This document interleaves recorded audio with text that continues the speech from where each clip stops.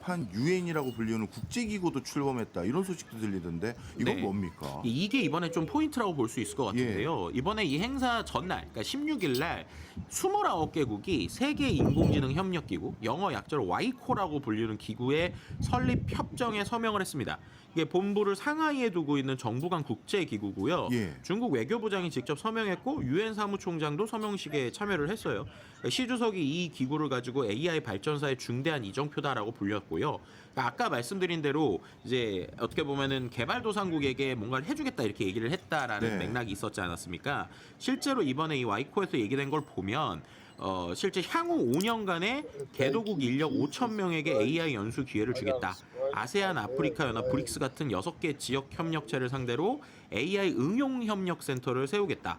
또 맞주라고 불리우는 AI 기상 조기 경보 시스템을 30국에 보내서 보급하겠다 이렇게 얘기를 한 거예요. 예. 그러니까 이거를 뭐 이른바 뭐 기술 원조 패키지 뭐 이렇게 좀 이야기해 볼 수도 있는 수준으로 거의 이제 공유를 했다 뭐 이렇게 말씀드릴 수 있을 것 같습니다. 그렇군요. 그러면 여기에 서명한 국가들은 어딘지 그리고 이 기구에서 실제로 뭔가 해줄 수는 있는 건지 이것도 궁금합니다. 그러니까 이 부분이 이제 평가가 좀 갈리고 있어요. 예. 왜냐면은 어쨌든 창립 회원국이 어디들이냐면 러시아, 벨라루스, 세르비아, 쿠바, 브라질, 베네수엘라 그리고 뭐 아프리카 10개국, 아시아 12개국입니다. 예. 그러니까 우리가 말하는 미국이나 유럽 주요국이나 일본이나 한국은 들어가 있지 않아요. 예. 그러니까 이 기구에 대한 회의론 쪽에서는 서방 주요국이 중국 주도 기구에 들어갈 가능성이 낮다. 예. 그러니까 그곳에 들어가지 않은 곳들로, 그러니까 반쪽짜리 기구가 될 것이다.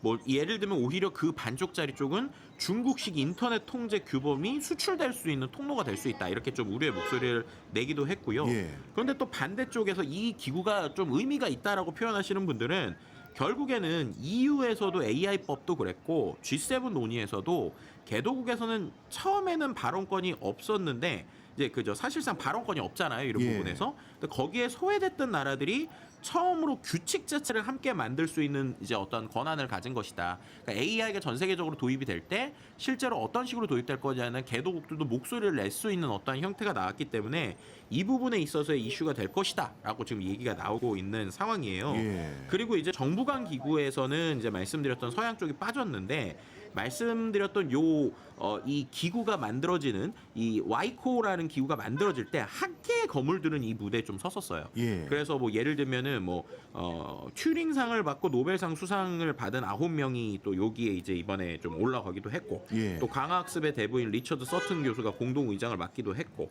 딥러닝 석학인 요슈아 벤지오 교수도 UN AI 거버넌스 체계에 대한 소개를 맡았습니다. 예. 그러니까 어떻게 보면은 정치, 산업, 학술 세 개 트랙에 대해서 네. 다른 손님을 딱 초대한 어떻게 시스템이 정말 잘 갖춰준 정교한 판짝이라고 볼 수 있고요. 예. 실은 이 와이코라는 설립을 중국이 지난해에 회의에서 또 얘기를 했었어요. 예. 근데 그때는 어느 나라도 공식 회원국을 가입을 얘기를 안 했었는데 불과 1년 만에 이렇게 말씀드렸던 29개국을 모아서 일단 기구를 발표했다라고 하는 게 이번에 좀 상징적인 의미를 보여주고 있는 것이죠. 네, 사실 학자들이야 뭐 공부하는 모임입니다 하면 네. 가긴 가거든요. 그죠.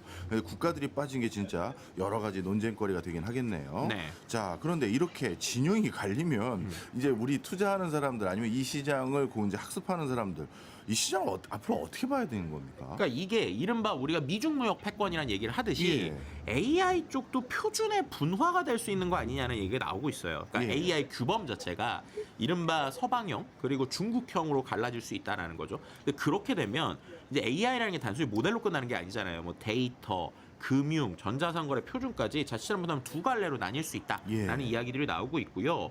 예를 들면 냉전 시절에 동서진영의 철도 궤도 폭이 달랐는데 이런 것처럼 디지털 궤도가 달라지게 되면 예를 들면 수출로 이제 우리는 집중하고 있는 한국 같은 나라는 이렇게 되면은 되게 피곤한 시나리오가 나올 수도 있다라는 얘기들이 좀 나오고 있는 거고요. 근데 뭐 앞으로 이제 미중 정부가 공식 AI 대화, 첫 공식 AI 대화를 준비하고 있다는 보도도 나오고 있기 때문에 어떻게 보면 이게 정말 두 개의 진영으로 나뉠 것이냐 아니면 협업이 될 것이냐라는 것들을 우리가 좀 봐야 되는 부분이 있다라고 말씀드릴 수 있을 것 같습니다. 네.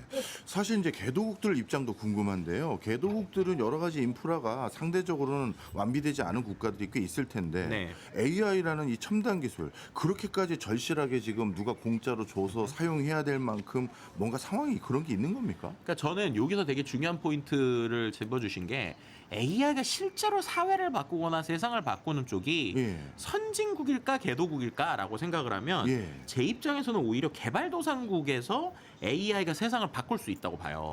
근데 왜냐하면 그 이유는 간단합니다. 예.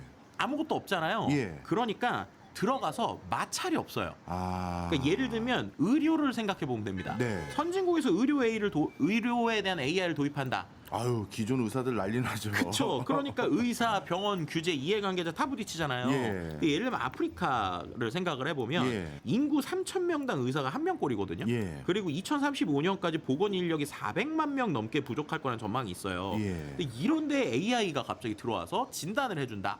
라고 하면은 이거는 대체가 아니라 유일한 선택지가 되는 거예요. 네. 그러니까 오히려 저항이 없이 AI가 바로 적용될 수 있다라는 겁니다. 실제로 사례들이 좀 있는데 케냐에서 AI 말라리아 진단이 98%의 정확도를 내기도 했고요. 르완다에서는 드론이 혈액 배송을 하고 있고 AI 원격의료를 아예 국가 의료 시스템에 편입을 했어요. 예. 또 아르헨티나의 부에노스아이레스 같은 경우는 코로나 때 보티라는 시정부 AI 챗봇한테 증상 문진이나 경증 환자 추적을 맡겼고요. 백신 예약만 1,100만 건 이상 AI가 좀 해줬습니다. 예. 그러니까 이렇게 보면 결국 AI가 의학의 부분에 이제 제대로 들어가게 됐을 때만 봐도 이런 맥락으로 움직이게 되는데 그럼 이게 이제 어떻게 볼 수 있는 거냐? 중국 관점으로 봐도 또 비슷한 게 중국은 원래 인터넷 라인이 없었잖아요. 예. 유선이 없었다가 스마트폰으로 먼저 가지 않았습니까?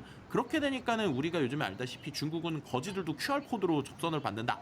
라고 하는 인프라가 생긴 게 그리고 왜 중국에서 이게 그런 QR이 잘 됐냐면 카드 시스템이 없었기 때문이거든요. 네. 그러니까 기술이 넘어 뛰어서 가는 거죠. 그러니까 그런 관점으로 보면 지금 오히려 AI 인프라나 산업이 되지 않은 것들이 AI를 가지고 되게 큰 변화를 가질 수 있다는 겁니다. 예. 근데 이 부분에서 왜 중국이 상당히 강력하게 가느냐?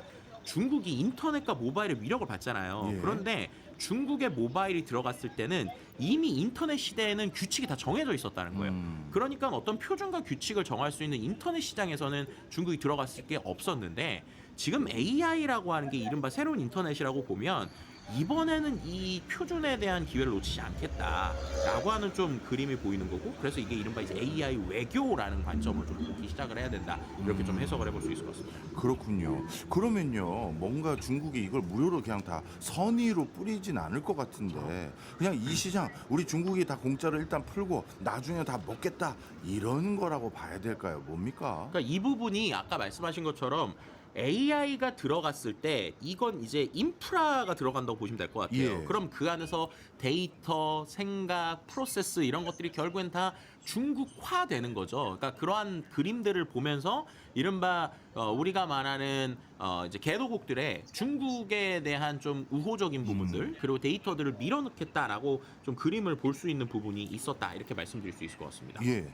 그러면 미국 같은 경우 요즘 유엔에 분담금도 안 내서 유엔 파산하겠다 이런 소리도 들리고 있는 상황인데 그럼 미국은 중국이 이렇게 개도국들의 AI 뿌리고 있는 상황에서 뭐 대응 전략이 있나요? 그러니까 이 부분에 있어서 미국 그리고 또 우리나라 얘기도 좀 저는 같이 했으면 좋겠는데 예. 예를 들면 미국 같은 경우는 그래서 대부분 다 이러한 것들에서 반대하는 쪽이에요. 예. 그러니까는 규제나 정책을 만들면 오히려 경쟁에서 밀린다. 그래서 이런 것들을 하면 안 된다라고 얘기를 하고 있는데 그러면서도 아이러니하게 오히려 나오는 미국에서 있는 최첨단 모델들은 정부에서 컨트롤하고 있는 이러한 것들이 있다라는 예. 거죠. 그래서 그런 부분에 있어서 중국과 미국이 좀 다른 행보를 보이고 있는 부분이 있어요. 예. 근데 저는 여기서 제일 중요한 게 우리나라 관점에 대한 얘기를 좀 하고 싶어요. 네. 왜냐하면 실은 앞서서 말씀드렸던 이러한 이른바 중국에서 지금 주도하고 있는 뭐 AI계 유엔 같은 거 이런 거 실은 우리나라가 먼저 유엔 쪽에 제안을 해서 움직이고 있었던 예. 상황이거든요. 올해 3월에 우리 정부가 유엔 쪽에 제안을 해서 세계보건기구나 국제노동기구, 유엔 개발계획 같은 유엔 산하 6개 기구랑 글로벌 AI 허브를 우리나라에 두는 협력 의향서까지 맺었습니다. 그래서 이 부분에 있어서 우리 외교사에 전례가 없는 일이라는 평가까지도 좀 나오기도 했었어요. 예. 그리고 국회에서 유치위원회도 꾸려졌고 지난 5월에는 서울에서 비전 선포식도 열렸고 예. 그리고 유엔 산하 9개 기구 또 세계은행을 포함한 여러 곳이 참여를 해서 모두를 위한 AI 그러면서 뭐 기후, 보건, 식량, 난민 문제 AI 적용하는 국제 플랫폼 얘기가 나왔거든요. 예. 근데 이 부분에 있어서 앞서서 말씀드린 대로 미국의 탈퇴가 실은 또 컸어요. 왜냐하면 미국이 60개가 넘는 유엔의 국제기구에서 탈퇴하면 생긴 공백. I found my place. 탈퇴하면 생긴 공백. 그러니까 원래 그때는 미주 패권 다툼 속에서 네. 공백이 있는 거를 우리나라가 잘 메꿀 수 있다. 그래서 네. 오히려 한국이 개도국에게 신뢰받는 가교가 돼서 예. 이것들을 연결해야 된다는 그림을 그리고 있었거든요. 예. 근데 이게 이제 구체화되기 전에 어떻게 보면은 중국이 선수 친 거예요. 먼저 선수를 친 거예요. 예. 그러니까 어떻게 보면 실질적인 밑단의 거래가 있었다고 우리가 볼 수밖에 없는 네, 거죠. 네. 그러니까 같은 글로벌 사우스를 두고 중국이 선수를 치고 있다라는 겁니다. 네. 그런데 이제 뭐 우리나라에서 그래도 조금 의미 있거나 상징적인 부분 보면 트랙은 좀 달라요. 예. 그러니까 중국은 UN 밖에 자기 기구를 만드는 거고 중국 입장에서는 유엔이라는 정보성 안에 기구들을 데리고 오는 거예요. 그러니까 이제 미국